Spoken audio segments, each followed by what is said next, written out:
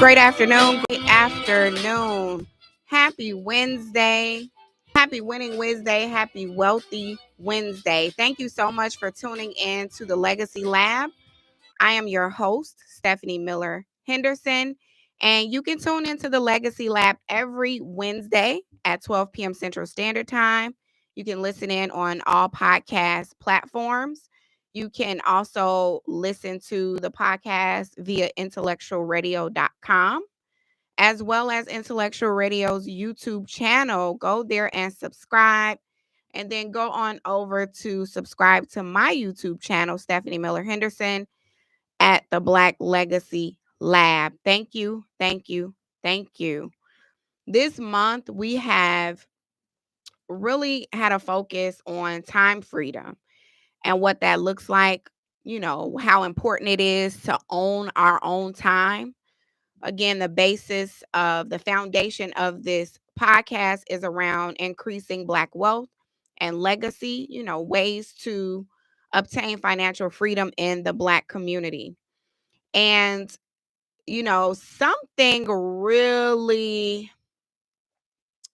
I'm going to say frustrating has been happening. But before we dive into that, let me just say, listeners, do you know that God didn't create you to just work and pay bills?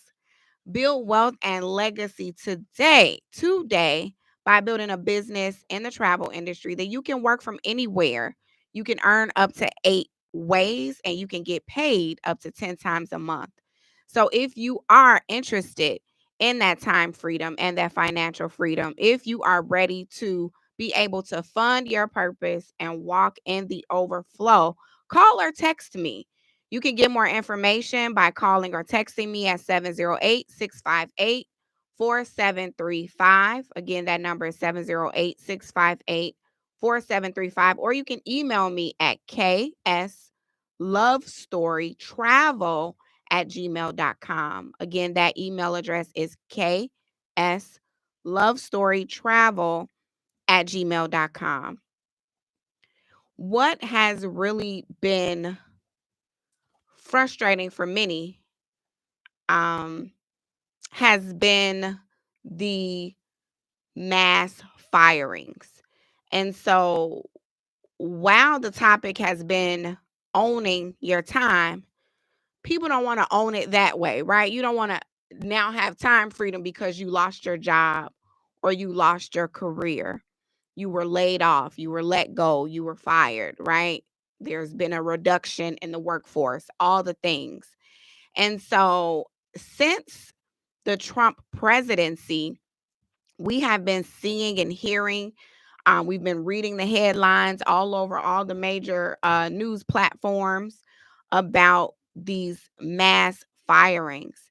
And, many people have wondered, how is the president able to do these things, right? Like what is the policy behind it? Is it legal?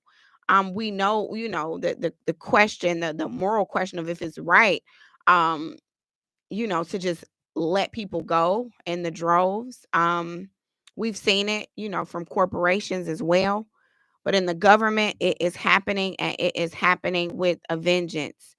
And so I had to bring this up because I'm going to eventually, during this time, get into how what is happening on the federal level is trickling down to the states, right? And focus on my state, the state that I am in, which is the state of Illinois.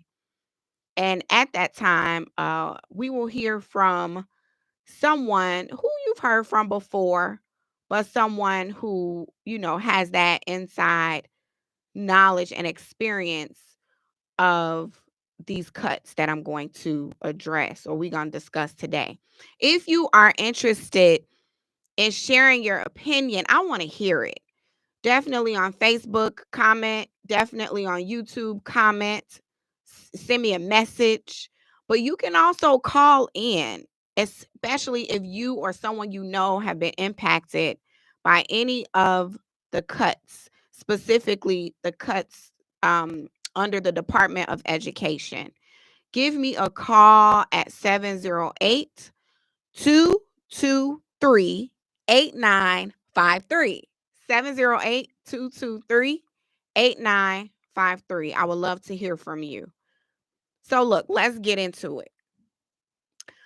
The Department of Education, and this has happened since it's the first quarter of the year, between January and March, has laid off or removed over 1,900 employees this year so far. This number also includes 600 voluntary departures. And let me tell you what the voluntary departure is. You're presented with a package or a deal, and it says, we're going to buy you out. We're unable to maybe fire you because of maybe your position, but we still want to get rid of this position. So we're going to buy you out or force you into early retirement. So there were 600 voluntary departures, or these buyouts or retirements, that happened under this 1,900 umbrella. And I remember seeing the posts from people on LinkedIn who were literally putting themselves, out there. They were sharing their story, they were sharing their educational background, and they were all under one department that had lost over 900 people in that one department, which is under the Department of Education umbrella. And so why this has been yet again another hot topic as of recently is because on yesterday, the United States Supreme Court ruled that the Trump administration can move forward with laying off more than 1,300 department workers. So this means that those individuals that were laid off in March from the previous number that I mentioned, that these terminations are now official.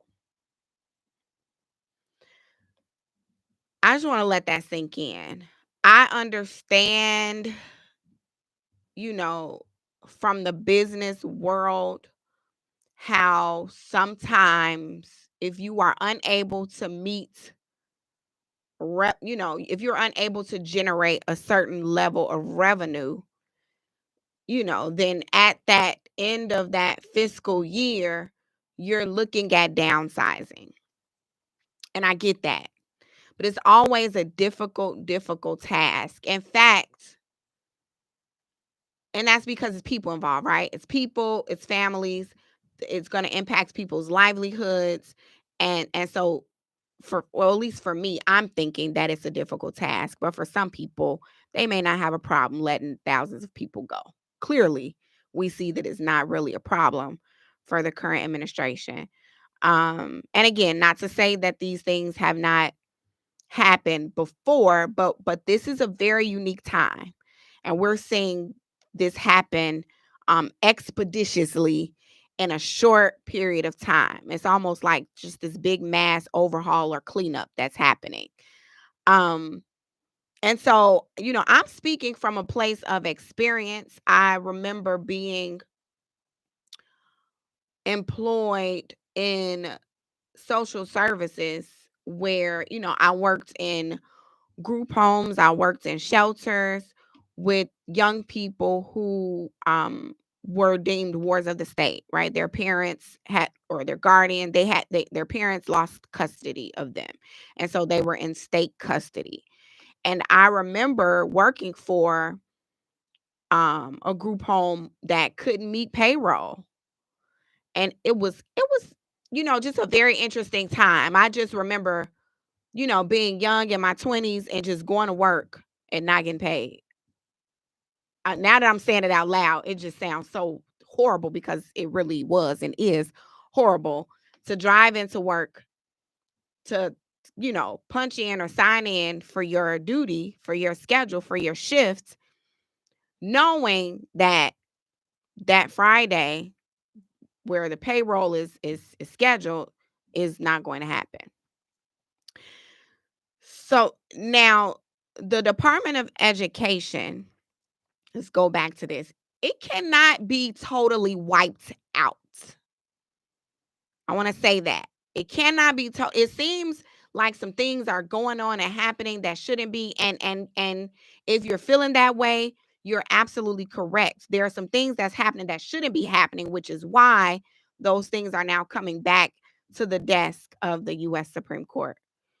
But the Department of Education, it cannot be fully or totally wiped out without the full backing of Congress, which will not happen. But imagine, let's just think about the people that are kind of like in limbo because you've been let go.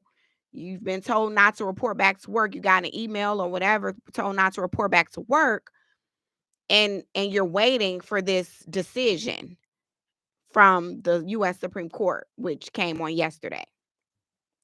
Now, even though we are aware that there are some things that the president cannot do without the full backing of Congress, there are still just still imagine the lives of thousands of employees, and these are degreed employees, many of them, meaning they have a bachelor's degree or a master's degree or both.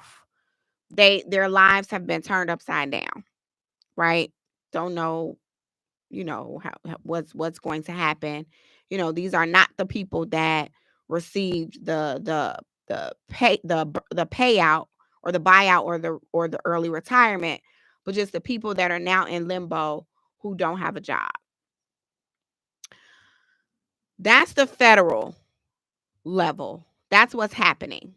And it's happening across other departments, but I just wanted to focus on the Department of Education. I fall under that umbrella of the Department of Education as a licensed school counselor. And so I can't imagine, and I'll get into that later. I can't imagine school counselors being cut because they're already, schools who have over 500 students with one school counselor. And there are schools that may not have a school counselor at all. And so that's another story, which is again another, frustration, especially for those that are in the school building. So I want to bring it down to the state level. I want to bring it down to my state. Across the nation, school districts have seen like a reduction in workforce. Public schools, K through 12 public schools, they are primarily overseen by school boards. And I'm thankful to see that, we're now slowly moving towards a 100% elected by the people school board. That's major, as opposed to a school board that's appointed by the mayor. And so that's really huge. And we've just started, that first wave of that here in the city of Chicago. Although the K through 12 schools are primarily overseen locally by the district level school boards, the K through 12 schools still depend on a good amount of federal funding. And let me just say at least a tenth of the school's funding, the district's funding comes from the federal government. So for those people that are like, oh, it's just the Department of Education, it's not going to impact you locally. It very well does. And for some of the most important services to those of us that work in school buildings day to day. Now, why am I talking about this? Because on this podcast, there is a focus on building wealth, being financially free, owning your time, owning something. And so when things like this happen, it just confirms for me how important it is to own something of your own. How important it is to make sure that you are building something on the side. People call it a side hustle today. Many side hustles are full-fledged legitimate businesses or a plan B business that for many surpasses your plan A salary.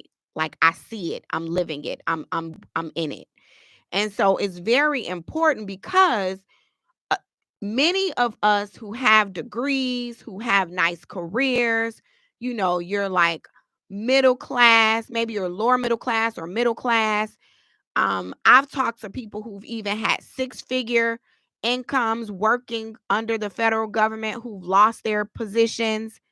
So you go to work and you're thinking, "Oh, I'm good. I have my degrees. I have I live in a nice neighborhood. I have my home. I have my car. I have my things." And then nothing. You're let go.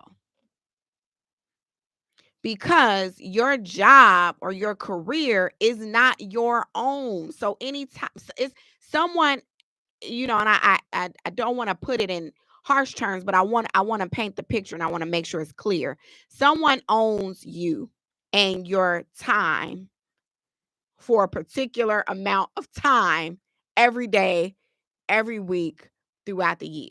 And they get to tell you when you could do a break, when you can take a vacation, when you can go to your child's special performance, or maybe not. And so that's the importance of having something on the side. That's why side hustles have become so popular, is because people, especially post COVID, saw that they could not, that they had to show up for their own rescue. Let me say that they had to make sure that their ability to feed their family did not rely on another man or a woman, but that it was solely based on them. And so here we are yet again seeing men and women. And again, these are not, people that may only have a high school diploma, or maybe, and so we know those people are being impacted. But these are people that have spent, just think of the hundreds of thousands of dollars that may have been spent in student loans alone to obtain the degrees necessary to have these positions. And so, yes, it impacts the districts on the state level when we see all of these slashings and cuts on the federal level. And so let me tell you how it impacts the state. Title I grants are impacted. And these grants can trigger hiring freezes or even cuts on the district level. I remember post COVID, all of the mental health funding that came down the pipeline and hit many of the schools. In fact, many schools were able to get second counselors. They have, this fund or this index or whatever they were looking at to be able to determine which schools, would get a second counselor, which I'm sure made a huge difference in the social and the behavioral outcomes and the educational outcomes of those students.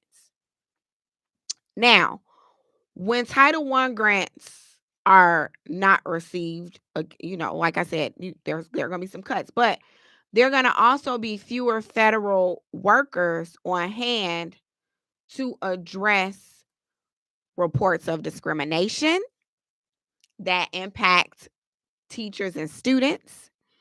And so what that looks like is this: the Trump administration has dismissed hundreds of employees at the Department of Education's Office for Civil Rights.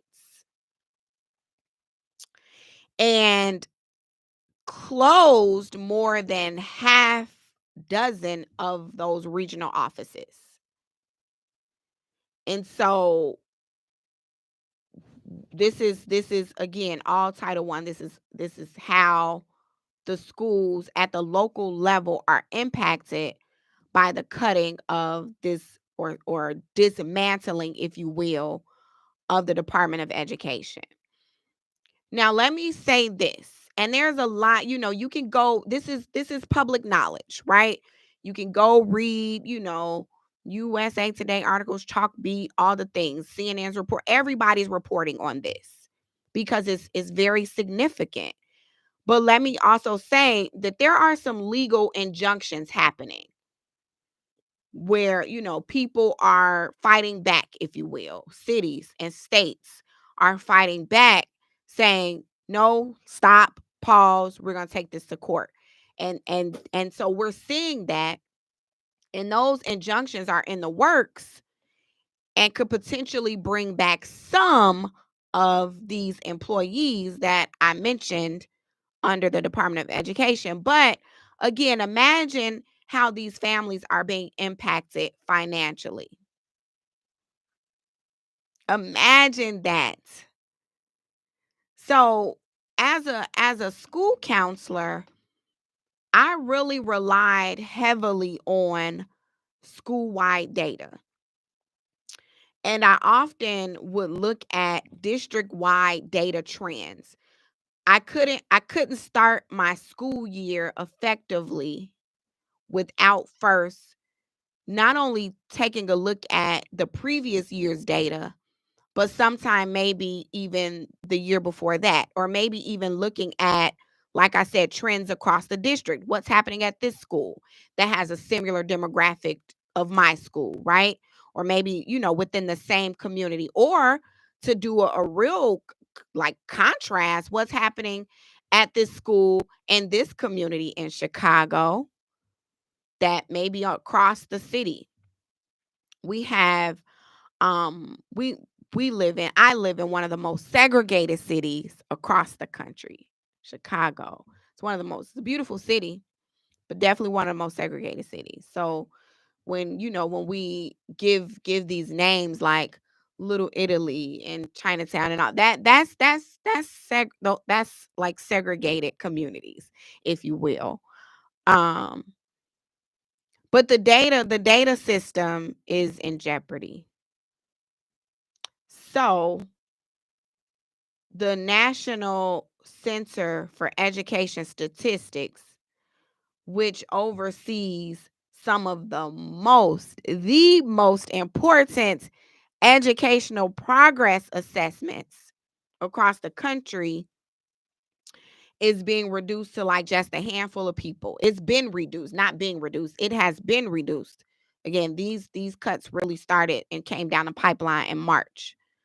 And so many of the partners, like the school district partners that we will work with to give us curriculum and other resources to help us push our students to where we feel they needed to be, that data, those statistics are not there. So when people get up and they stand on a platform and they say, well, this percentage of it, they're not speaking from facts. If you do not have this body of people, if you will, that are data analysts, right? They went to school for this, statistics, and think that these numbers are important, because if you don't have the data, then people can just say whatever, right? Men lie, women lie, numbers do not lie. So I want you to think about that. If you don't have any educational statistics, somebody can get on any platform on a national level and just tell you anything and you believe it, because you can't go back and fact check it with the data. And so that's in jeopardy. That's in jeopardy. Now, without this data, how do educators, principals, assistant principals, counselors, teachers, all those in the building who have to like set goals, quarterly, annual goals, and report them? How are they going to ensure that the students' learning is on track? I'm just talking about what I'm talking about on today. This is really so. Look, yesterday I had to post this. Had to post this on my Facebook page because it was just I couldn't believe it. I saw these numbers and I said, "Oh my!" So let's bring it to my state, the state of Illinois, which houses the third largest school districts in the country. 432 teachers, 311 paraprofessionals. Paraprofessionals are like teachers' assistants, right? Really important for those classrooms that still have a whole bunch of children in it. 677 special education classroom assistants, SECA for short. 33 security officers. I'm going to have a security officer come and we're going to talk about that. And 5 parent workers lost their positions on Friday. 432 teachers, 311 paraprofessionals, 677 SECAs, 33 security officers, and 5 parent workers lost their positions on Friday. Now, some of these individuals may be able to be rehired, maybe perhaps by other schools, but many will not because where are the positions going to come from? There are not enough positions open to even place these, like if you taking them from one place to place them in. 123 special education teachers and 300 SECAs will be eligible to be placed in a retention pool. So a retention pool is not necessarily, in my mind, and I may be wrong about this. Somebody may have some more information. Let me know. But a pool, when I'm thinking about a pool, I'm like, you're pulling people from a pool. It's not guaranteed that everybody will be pulled, but it's a guarantee that these number of people will be put in the pool. So again, that still doesn't cover all of the number that I just mentioned. So why is this happening? Because they are working to narrow a $739 million budget deficit. All schools across the district that are not alternative or specialty schools saw a 57% reduction in their positions. Now look, if you are a teacher, if you are an educator on any level, if you are within a school building, I want to hear your thoughts about this because I want to know what are you doing to ensure that this does not, ever take a toll on you. Or if or if you are one of the individuals who lost their job on Friday, I definitely would love to hear from you. If you're listening right now, you can call in at 708-223-8953. Again, that call-in number is 708-223-8953. I'm in several social media groups, and across the globe, there are not only like teachers, but school counselors, other school-based employees who have one foot one foot out the door of the school due to burnout and issues such as the constant cuts. It's like an annual thing. It's just that, right now, this is, to say that it's a 57% reduction. That's a hefty number. Okay? So this is serious, you all. Now, districts enrollment, and again, let me say that I'm in the third largest district. It kind of teeters back and forth over maybe the last year between third and fourth. Um, but districts enrollment overall has seen a constant decline. And again, I know this because I I look at school-wide data and district-wide data. So I look at the numbers decline annually. Just as the numbers decline for the number of Black people leaving the city of Chicago, right? The numbers of Black people in the city of Chicago have declined over the last 10 years tremendously. And so I watch the numbers, and I personally feel like there's an attack on public education. There are so many, thoughts and feelings about the charter school network and what that means, and the clashing and all the things. Parents should very well have options, of course, for their children of where they want their children to go, or even if they want them to be homeschooled. um but I just remember a time where we just went to the school that was in our neighborhood.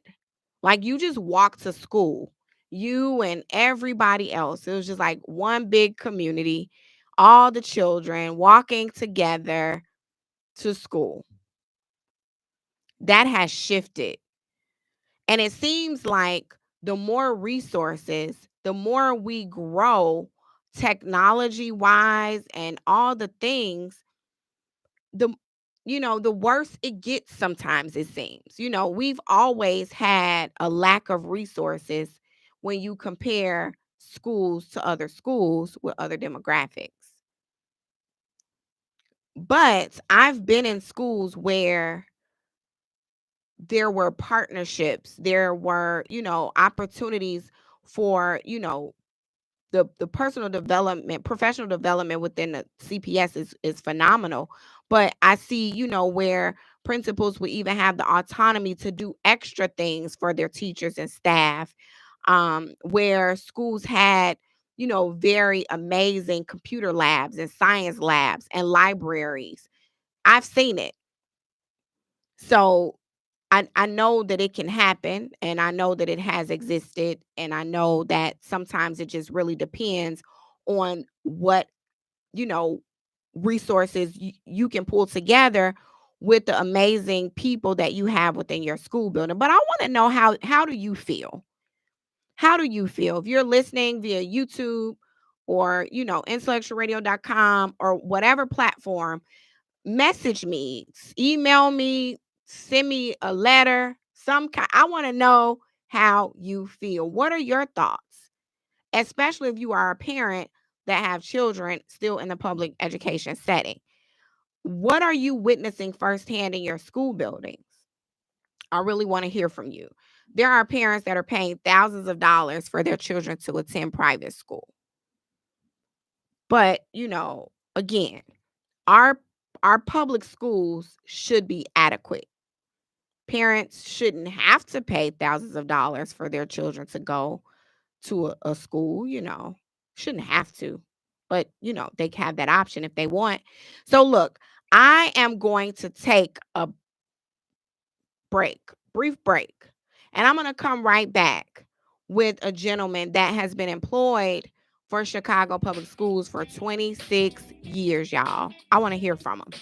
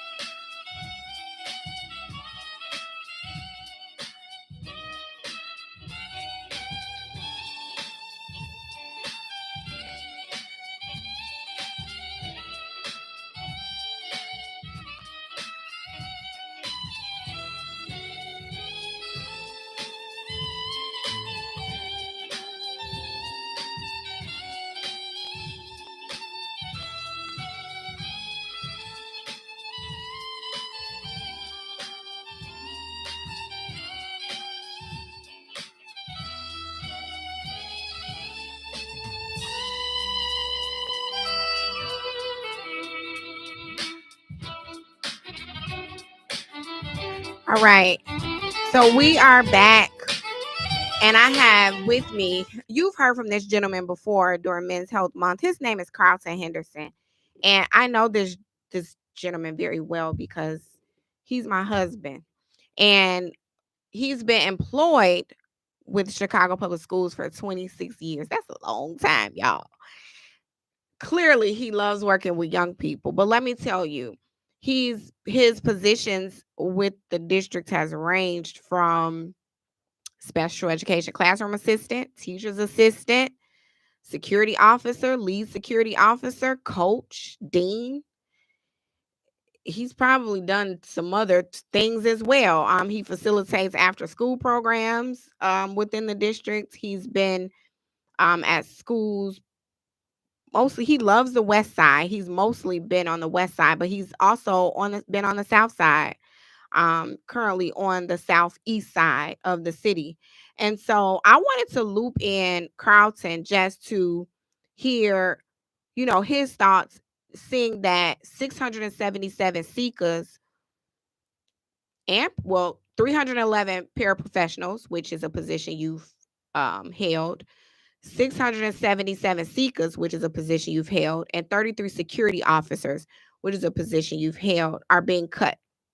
And so July 1st was the new fiscal year. And so principals must be in a bit of a limbo right now, trying to figure out how they are going to make things happen. Last year, you were cut from a school. So again, this happens annually, right? But he was able to immediately go into another school. Not that the school or the district placed him with another school, but he was able to secure a position with another school. And so, Carlton, I want to bring you in on this discussion. This is really heavy to me. People lost their jobs. So almost 1,500 people lost their job on Friday. Um, when you think of like a security, and I'm thinking like security officers, we only had two, maybe, I believe. Sometimes we had three.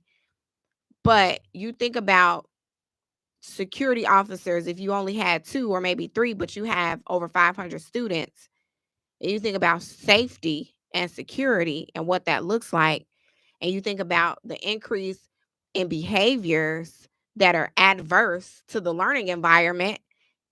What are your thoughts about these school cuts and what is happening on the federal level with this dismantling of the Department of Education? Um, well, with the school cuts, like what happened with me last year. What happened with me last year is that it was sudden. It was right after the students was let out the day after. Got a call from the principal and said, "Mr. Henderson, we have to let you go. We had cuts," and that was it. Um, Sometimes we think we're, hey, our job is secure. I'm doing a great job. Evaluation was great, and when it comes to budgeting, doesn't matter. This doesn't matter. Back in the day, we thought having a job at the edge with school, the post office, and the steel mill was secure jobs back in the day, certain jobs. But today, it's a different game. It's not what you know, it's who you know. And that's the thing. I was blessed that I got the job that I have now at Aldrich Elementary School. I hope. And it's been a blessing, but it's a tough thing because when you spend so many times at a school, and you work hard, you have relationships with the kids is and the parents is difficult, and it's you just feel like nothing is secure, nothing is guaranteed that you're gonna stay there. Things get a little more difficult.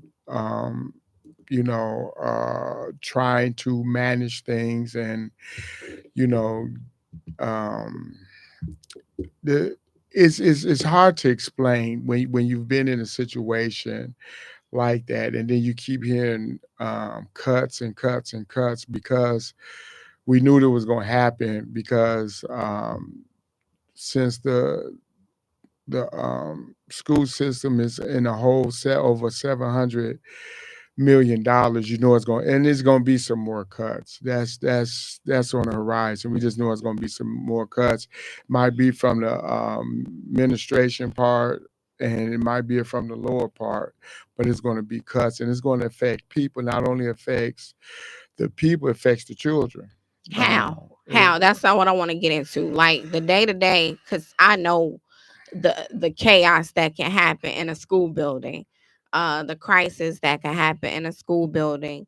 I've seen the increase in anxiety, stress, depression, and playing out in our children and adolescents in K through eighth grade schools. And so if they've cut now special education classroom assistants are within a special education setting. These are students that have IEPs, students that have special education minutes that have been, and now this is legal, that the students are to receive a certain amount of special education minutes during that school year in a particular subject matter. Sometimes these classroom settings are very severe, because I remember you being in a one particular classroom setting where it's very severe. What does this look like when you are taking people out of these settings, special education classroom settings, when you're taking security officers out of buildings that maybe they already had like an increase in suspensions that the previous year, increase in incidents, and you're taking security officers away from these settings? What are educators getting ready to walk into? oh, oof. Well, I'm gonna speak on security officers and seekers, because I was that. Being a security officer is just not being a security officer. You are on the front line. You're dealing not only within the school community, you're dealing outside the school community. You have to build relationships with the parents and the students. That is the most critical thing, because in order for us to help curb some of the certain behaviors that we have in the schools and outside the schools, you have to build relationships in that community to prevent some of these issues happening. And it's a task. It's a task because it's building trust, is building the if a child gets in trouble, because we have students go home and tell their parents a whole different story than what really happened, and we do get parents that come upstairs that will have certain behaviors.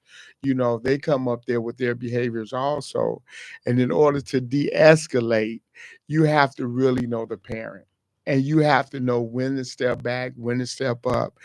And when you take people out of that equation, it can hurt the school community and outside the community, because the children do depend on you. The children do have a certain expectation. There's been times that I was absent, and the students were like, Miss Anderson, where were you?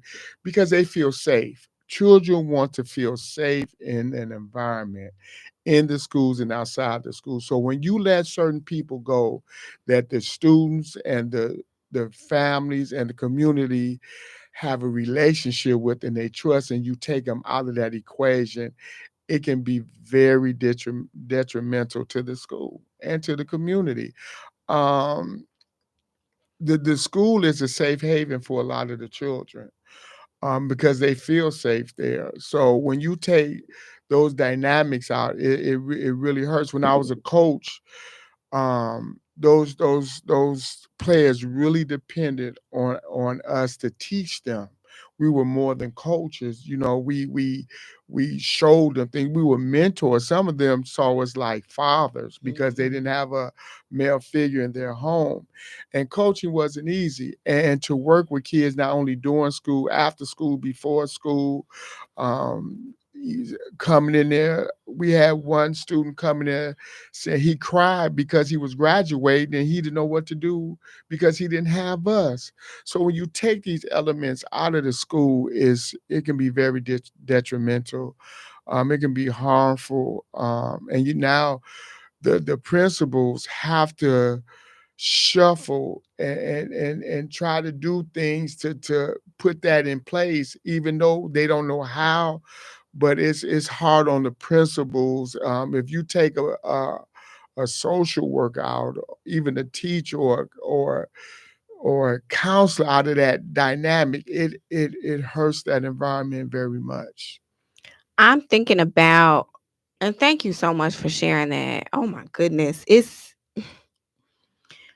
yeah, I'm thinking about even like the times where say like there were shootings in the area of particular schools and how the security officers teach like the staff it's like you endure so much, and like you said it does extend to the community in the building.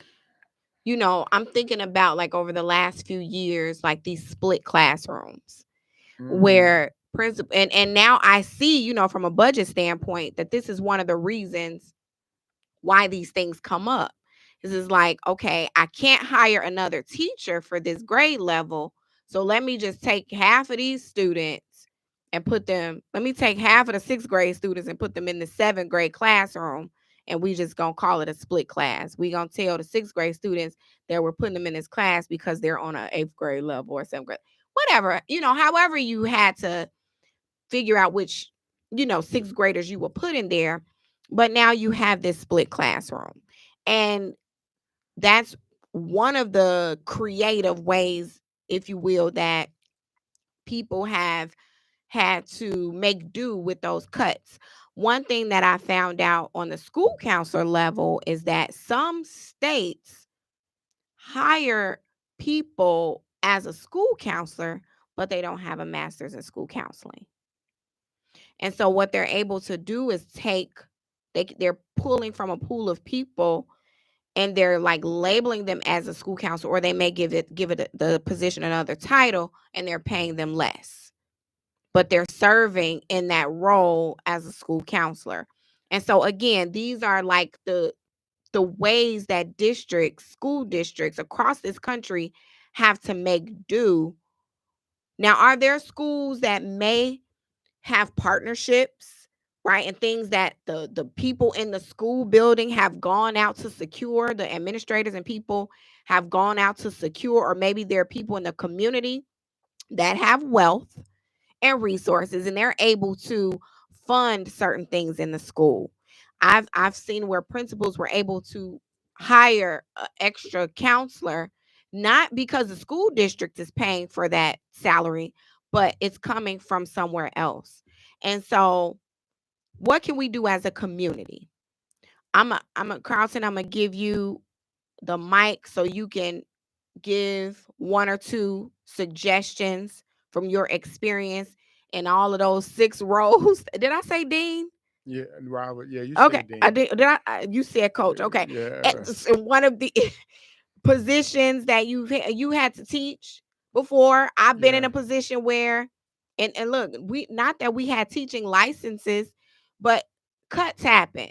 Cuts happen. I remember being in a special education classroom by myself, like I was a special education teacher, by myself in a severe classroom with 13 students because that was the capacity in the special education classroom, right? Because there was no teacher in there. And so when you think about funding and cuts and things that happen even throughout the school year, this is serious. And so these schools are within communities. So what can we do as a community, Carlton? Well, that's a big thing. For one thing, in communities, you have you have businesses that support the schools. If more businesses support the school financially, I think that will help a lot.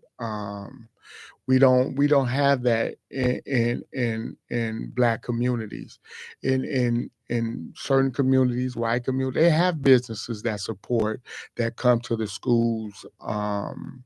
When they have meetings or board chair meetings, they have those businesses coming to the school. They have the alumni participate in donating money to the schools, high schools, grammar schools, whatever. They have alumni supporting. It's a school. It's a community effort to keep those schools open and to make sure that the children have the resources that they need to be successful.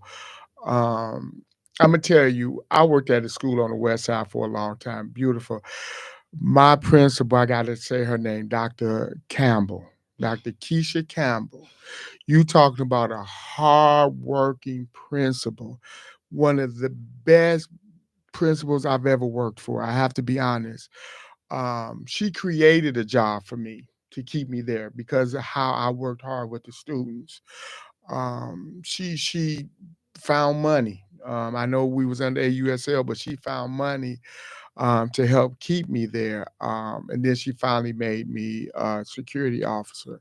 But Dr. Campbell would comb the neighborhood and walk. She would have us go door to door, talking to the parents, getting on even the businesses. I know I'm not sure. I don't want to get this wrong, but a NBA team, Chicago team, donated money to get our soccer field put there, even though we use it as a football field. She got money for that. She got a lot of support from businesses and things like that. Can't think of his name. He was a state senator that came to our school to help support. So she had people to come outside of the school and even outside the community to support what she had going on. She loved her staff. That was the thing, is to make sure that her staff was taken care of. She tried not to cut people. She knew it was the importance of that, but it takes a lot. We can't depend on mayors and politicians to give us what we need. It's a people thing. It's a people thing. It's our thing. It starts from the community too, supporting, donating, whatever they can. It's not always material money, but it's just supporting the schools. What is needed to support our children to be successful. Um, Um. I'm gonna tell you, Mhm. when we have these picnics for our school, Uh-oh. alumni Uh-oh. picnics. Are you Uh, calling out CBS? I'm not saying Look, anything. I could call it out because I'm an alumni. I I, can I'm saying we have these house parties, house parties, house that picnics. picnics, that they can say, well, we're going to give $5 to our school. That'll help a lot. We have these huge gatherings and we spend thousands and thousands of dollars, and they should go toward our children. We spend so much money. When I did go to see, CVS has one of the best reunions, because Don't we? I My, my, mean, it my. the last one I went to, I don't know if it was 24, 20, but it was more Last than, year. it was, Uh-huh. I think it was more than 30,000 people. It was about 20,000, I think. Yeah. Right. Could you imagine if they donated $10 Mm. and gave that money to CVS students? And so you and I talk about that often, right? And that's Hmm. something that I've mentioned to those that lead the alumni association. You are absolutely correct. And I'm going to that's what we can do as a community.